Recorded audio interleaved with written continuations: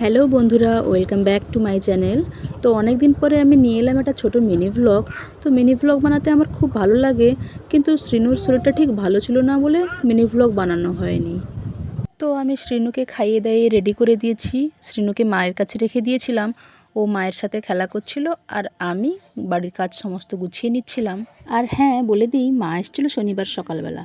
তো আমি রান্নাবান্নার কাজ সব কমপ্লিট করে নিয়েছি, আর বাবা এদিকে আমের আটি নিয়ে গাছ লাগাচ্ছিল। আর মা একটা আচার তৈরি করেছিল যেটা মা খায়নি, তো এখানে এসেই মা ট্রাই করছিল ওটা কেমন হয়েছে। সব কাজ কমপ্লিট করে শ্রীনুকে লাঞ্চ করিয়ে দিলাম, আর নিজেরাও লাঞ্চ করে একটু রেস্ট নিলাম। তারপরে মাকে বললাম বিকেলবেলা চলো একটু হেঁটে আসি। হাঁটতে হাঁটতে গেছিলাম আমার মিষ্টিমার মাসির বাড়ি পর্যন্ত। সেখানে গিয়ে দেখি মিষ্টিমার মাসি পুকুরে বড়শি ফেলে মাছ ধরছে, আর ওখানেই কিছুক্ষণ আমরা সময় কাটালাম। সাথে আমার জায়ের ছেলেও গেছিলো, সময় কাটিয়ে বাড়ি চলে এসেছি আমরা। তো বাড়িতে এসে এবার তো রান্না করতেই হবে, এ ডিউটির কখনো ছুটি হয় না। তো রান্নাবান্না কমপ্লিট করে নিজেরা খাওয়া দাওয়া সেরে নিলাম।